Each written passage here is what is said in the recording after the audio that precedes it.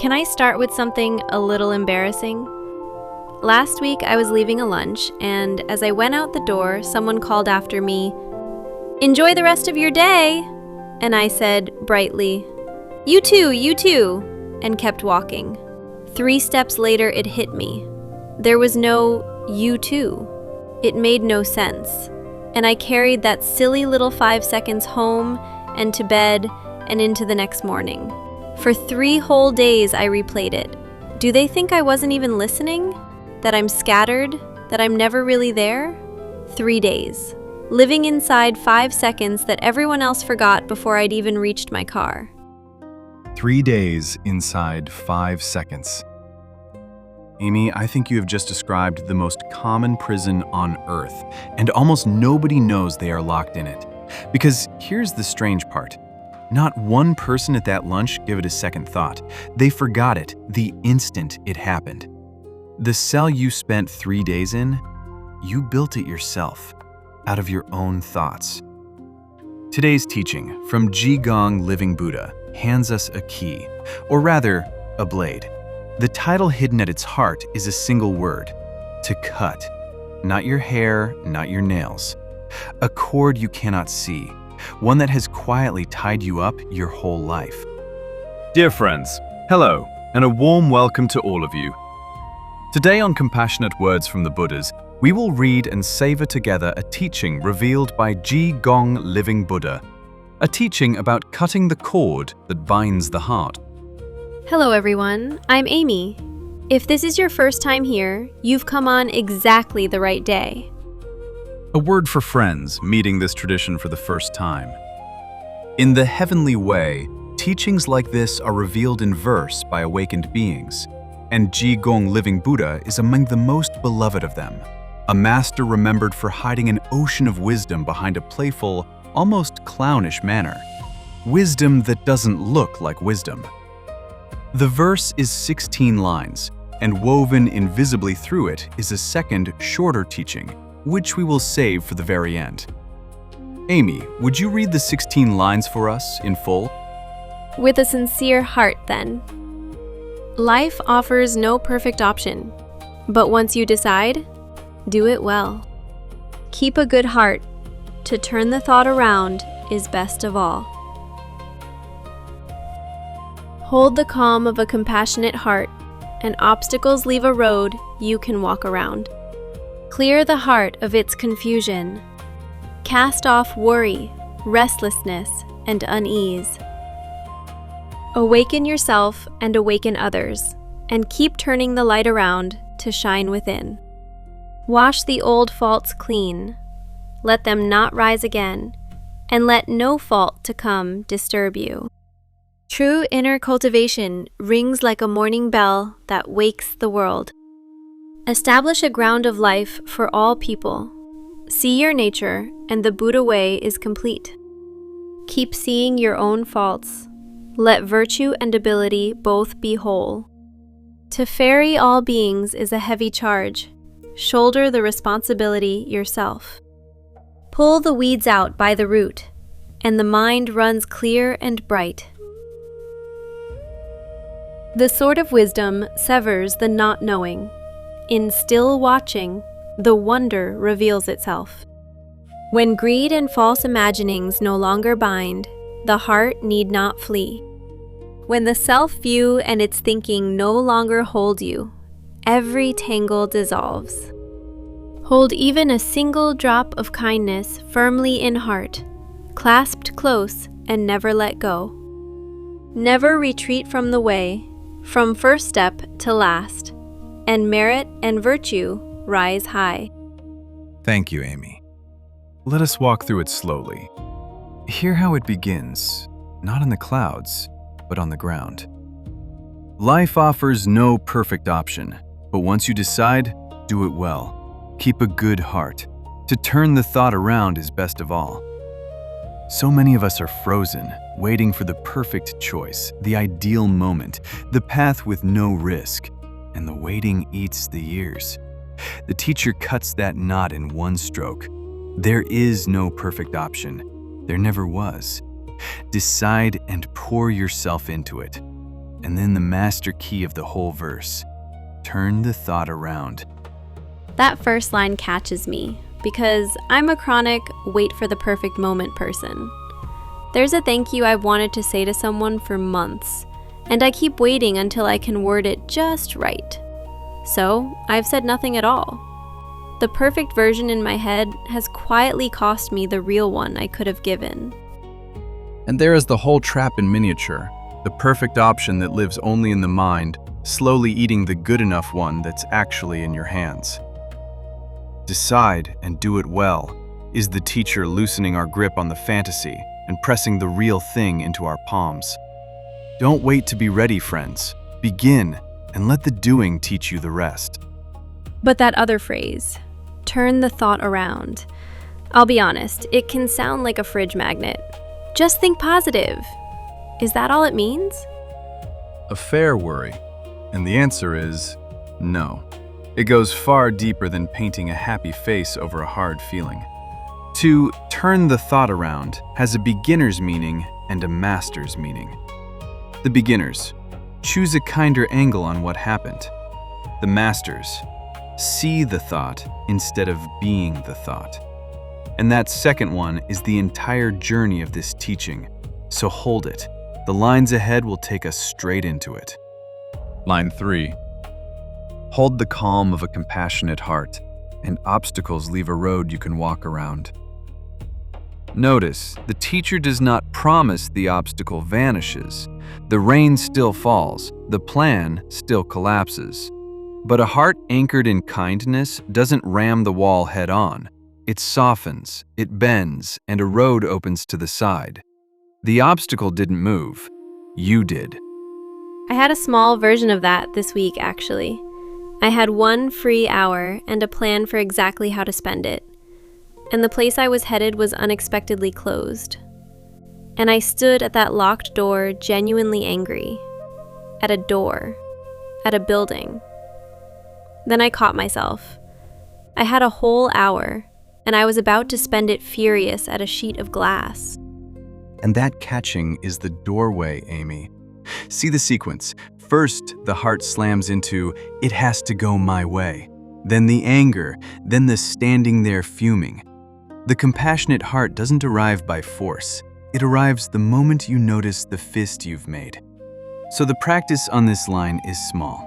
Next time the wall appears, before you push, just feel where you've clenched and ask, is there a road to the side? There almost always is. We just can't see it while we're shoving. Line 4. Clear the heart of its confusion. Cast off worry, restlessness, and unease. Feel how precise that word restlessness is. That can't sit still, keep fidgeting agitation, the static under the skin when nothing is even wrong. The teacher names it exactly. And notice the verb, cast off. Not suppress, not wrestle to the ground. You don't win a fight with restlessness by clenching harder. You've all tried. The harder you push a thought down, the louder it pushes back. Cast off is lighter than that. It's the open hand, not the fist. That one is so me. Some evenings, nothing is wrong. Dinner's done, everyone's fine, and I still can't just sit. I'm up checking the kettle, opening a fridge I'm not hungry for, picking up my phone to look at nothing. Like there's a low hum under everything that I'm trying to outrun. And what a thing to notice, that the hum has no cause out there. Nothing happened. The unease was already in the room, looking for somewhere to land. To cast it off begins exactly where you began, by seeing the hum, instead of obeying it and opening one more drawer. The seeing is the casting off. It loosens the moment you stop running. Which brings us to the line at the very heart of this path. Line 5. Awaken yourself and awaken others, and keep turning the light around to shine within. Turning the light around. Picture how we usually live. We walk through the day holding a flashlight and it points outward. at who wronged us, at what's missing, at the screen, at everyone else's choices. This line asks us to turn that flashlight a full 180 degrees and shine it back on the one who's been holding it. There is a teacher in our own century who built an entire practice around this single move. Jon Kabat-Zinn defined it like this: paying attention, on purpose, in the present moment, and non-judgmentally. He gave that definition to carry an ancient discipline into hospitals and clinics for people in real pain. And notice each piece. On purpose, you choose to turn the light. In the present moment, not in the 3-day replay. Non-judgmentally, you simply see without immediately scolding what you find. That is exactly turning the light around, and the things it shines on begin, quietly, to loosen their grip. Non-judgmentally is the part I always skip. I turn the light inward, see something I don't like, and instantly start the lecture. There you go again. And then I'm not even watching anymore. I'm just in a new fight. Beautifully caught, because that scolding voice is simply another thought running. The light isn't a courtroom, it's just a light. Line 6. Wash the old faults clean, let them not rise again, and let no fault to come disturb you. Here, the teacher separates two things we constantly confuse: repentance and rumination. Repentance washes a fault and sets it down. Rumination picks it back up at 2 in the morning and turns it over and over, and calls the turning taking it seriously. But replaying an old mistake for the 100th time changes nothing. It only ties you, once again, to a thought. To wash clean is to learn the lesson and release the load. To ruminate is to keep re-gluing what you claim you want to be rid of. Line 7. True inner cultivation rings like a morning bell that wakes the world. The teacher points us away from performance and toward the real thing, inner cultivation. Not the look of it, the substance. When the inside is genuinely tended, you don't have to announce a thing. Your simple presence becomes a bell that wakes the people near you. And notice why the teacher chose a morning bell. Picture the temple bell struck at dawn. It doesn't run shouting people awake. It hangs still and rings. And because it sounds in the quiet before the world turns noisy, its one note carries for miles. It wakes sleepers not by force, but by clarity. A tended heart works the same way, not by lecturing or performing virtue to be seen, but by being clear within. So the line flips our instinct. When you ache to fix the people near you, don't strike at them. Tend your own bell. Quiet the restlessness, wash the heart, and let the soundness of the inside do the waking. The Quran puts this with startling symmetry in the chapter called The Sun. He who purifies his soul has truly succeeded, and he who corrupts it has surely failed. It was given as an oath, a line drawn in the sand. The one work that decides everything is the purifying of the soul within. Success in that verse is not what you gather on the outside. It is the cleanness of the well you carry inside. Line 8. Establish a ground of life for all people. See your nature, and the Buddha way is complete. 2 breaths in one line. The first looks outward. Give people a firm ground to stand their lives on. The second turns the key inward. See your nature. Awakening is not manufactured. It is seen. And listen to how another tradition reaches for the same threshold. In his Sermon on the Mount, Jesus said, "Blessed are the pure in heart, for they shall see God." Hear it as he meant it. To a people who measured holiness by outward show, he drew the line elsewhere. Not the clever in mind, not the busy in deed, but the pure in heart. And to them he made a staggering promise. Such a heart shall see God. purity within is what opens a person to behold the divine. And hear how it rhymes with our line. The teacher says, "See your nature." Both name one threshold where the holy is unveiled by cleansing the heart within, not gathering more outside. Clear the confusion of line 4, and the seeing of line 8 opens by itself. Line 9. Keep seeing your own faults. Let virtue and ability both be whole. Keep seeing your own faults. Note the direction of the gaze. Not their faults, yours. Confucius gave his students a daily instrument for exactly this. One of them said, "Each day I examine myself on 3 points.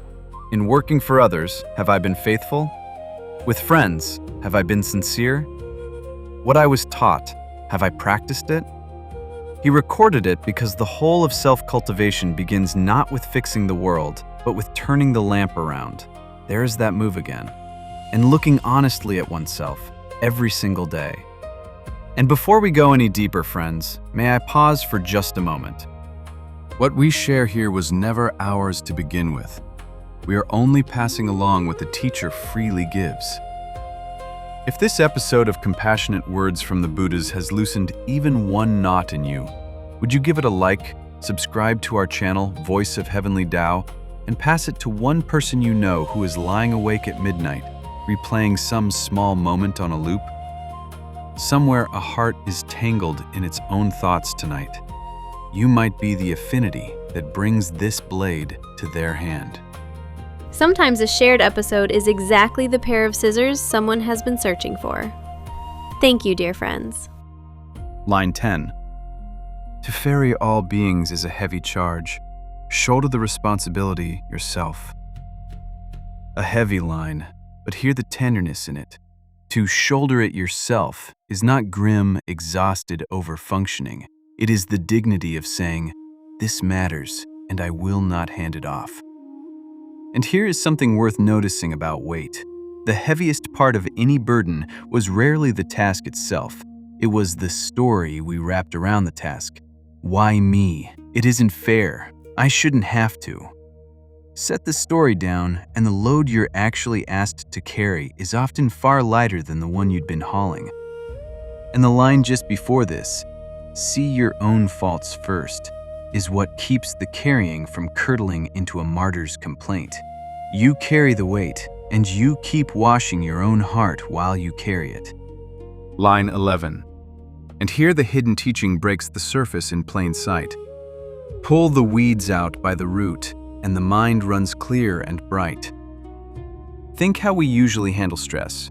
We binge a show, we vent to a friend, we take the weekend off, and the stress always grows back because we only trimmed the leaves.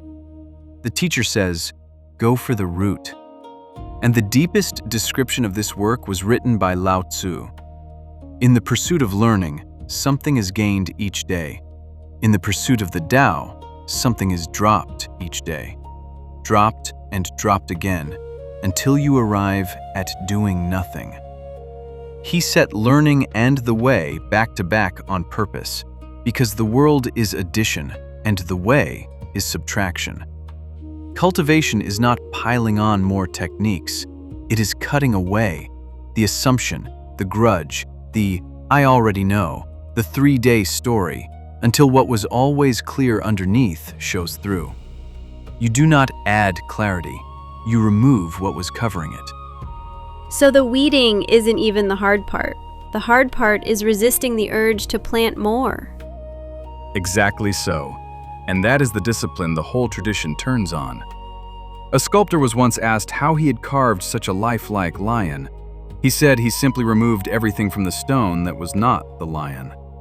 Your true nature is like that, already whole, already there, waiting under the marble of everything you've heaped on top.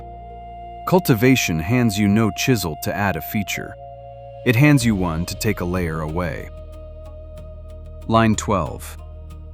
The sword of wisdom severs the not knowing. In still watching, the wonder reveals itself. Now, a warning, because this line is the one most often misread. In our culture, a sword means attack, cut down the enemy, win the fight. But this blade never points outward. It is turned inward, and it is surgical, not violent. And it does its cutting in the gentlest way imaginable, in still watching. You don't hack a thought to death. You felt how that just breeds more thoughts. You simply watch it, still and clear. And under that still watching, the thought loosens its own grip. The cut is not force. The cut is seeing. That's such a relief, honestly. I always pictured the spiritual life as this exhausting war with myself. It is the opposite of a war. And the next two lines tell us precisely what we're cutting. Lines 13 and 14, the very center of everything we've said tonight. When greed and false imaginings no longer bind, the heart need not flee. When the self-view and its thinking no longer hold you, every tangle dissolves. The Book of Changes has a hexagram named simply decrease, and its counsel is, the noble one curbs anger and stems desire. Curb, stem, the language of cutting back the overgrowth of the heart. But hear the deeper turn in line 14, because this is the quiet revolution of the whole tradition. The self-view is the habit of taking a thought to be you. We assume, this anger is me, this worry is me, this craving is me. And so wherever the thought runs, we are dragged along behind it. But the line says these things no longer hold you. How? Not by destroying them, by seeing that they were never you in the first place. Leo, may I tell you the moment this stopped being theory for me? I was stopped at a red light, tired, and the car behind me leaned on the horn the instant it turned green. And the heat just shot up my chest. What is your problem? But that day, for some reason, I saw it. Like, oh, there's the anger. It arrived. And the second I saw it, it lost almost all of its grip. It genuinely startled me. Seeing a feeling and being dragged off by it, they're two completely different things. I'd spent my whole life only ever doing the second one. Stay right there, dear friends. Amy has just put her finger on the most important discovery a human being can make. The one who saw the anger was not angry. Sit with that. In the middle of all that heat, something registered, perfectly calm. Anger is here. It wasn't fighting. It wasn't even ruffled. It watched the entire storm and did not get wet. That watcher, friends, is what this tradition calls your self-nature, the original face heaven gave you, present before any thought arrives, untouched after it passes. You have never noticed it for the same reason you never notice your own eyes. It is the very thing you have been looking from this whole time. And the Diamond Sutra hands us the practice in a single line. Let the mind arise without dwelling on anything. The mind can still act, still feel, still respond. It simply no longer moves in and takes up residence inside the thought. That is the cord being cut, not the feeling killed. The you and the feeling gently unfastened. All these years, I thought a thought was happening to me. It was just happening near me. And I kept climbing in. And the day you notice you've climbed in is the very day you discover you can also climb out. Line 15. Hold even a single drop of kindness firmly in heart, clasped close, and never let go. After all this cutting away, the teacher names the one thing we should hold tighter, not looser: gratitude. The smallest kindness anyone ever did for you, keep it. And here is why this line lands right after all that severing. The self-view we've been cutting feeds on grievance. What I'm owed, what I lack, who failed me. Gratitude starves it. You cannot hold a drop of kindness in one hand and a grudge in the other. Remember what you've received. and the grasping self quietly loosens its own fist. Gratitude is the opposite of the scoreboard. Line 16. Never retreat from the way, from first step to last, and merit and virtue rise high. And never retreat is not gritted teeth. It is simply this: every time a thought takes the wheel and runs you off the road, and it will, you quietly notice and you return. The not retreating is not in never falling, it is in the returning, again and again and again. That reframes something I always got wrong. I used to treat a slip as the end of the story. I'd lose my patience by 9 in the morning and think, well, that's today ruined, I'll start again tomorrow. So the whole rest of the day, the wheel was just left to the thoughts. And there is the small lie the self-view loves to tell, that one fall cancels the road. But the road isn't canceled, Amy. It's right under your feet the instant you notice you've wandered. There is no tomorrow in this practice. There is only this next return, at 9 in the morning, at noon, at the very next breath. Each return is itself the merit rising. Now, the moment we promised. We have walked all 16 lines, but the teacher hid a second, smaller teaching inside this one. And to find it, you have to picture the verse not in our English, but in the original Chinese the teacher revealed it in. Chinese writing is built from characters, and every character is drawn with strokes, small lines and sweeps of the brush. Now, scattered through those 16 Chinese lines are a handful of particular characters. Gather them in order, and they form 3 further lines of verse. And here's the quiet marvel. Lay those gathered characters out on the page, and their strokes themselves spell out, of all things, 3 English letters: C-U-T. Cut. The single word that gives this whole teaching its name. To cut, to sever, to prune away. Amy, would you read the hidden teaching for us? Cut off the deviant thought, and be bound no more. In stillness, reflect on your own faults. Let virtue ripen in your nature. Wake from the fog, and clear away the burdens of affliction. There it is, friends. The whole path, gathered into 3 movements. Cut, reflect, wake. First, cut the deviant thought, the blade of line 12.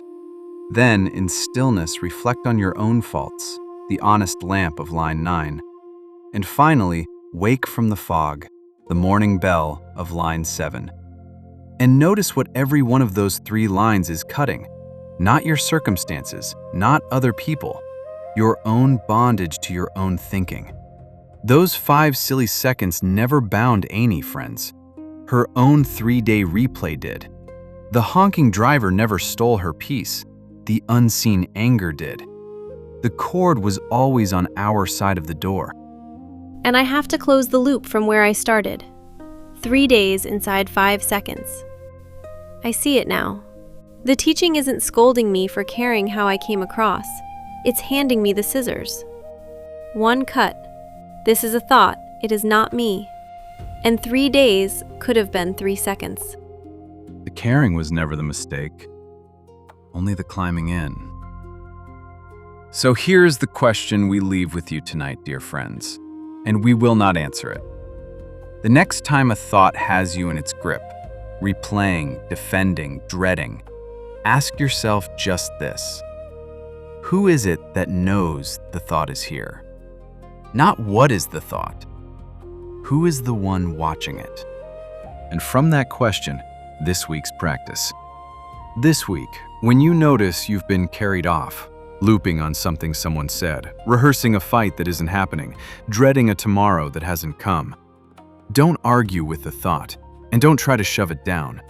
Make one move only. Say quietly, on the inside, "This is a thought. It is not me." Then turn the light around and ask, who just noticed that? That noticing is the first cut. At the end of the week, tell us in the comments what your scissors found. We read every single one. I'll be doing this right alongside you. the next time a driver honks or some clumsy little thing I said follows me home. One line. This is a thought. It is not me. One cut. If tonight's sharing loosened even one knot in you, please help it travel. A like, a comment, a share to someone tangled in their own midnight, a subscription to Voice of Heavenly Tao, so the teacher's compassion can reach far past our two voices.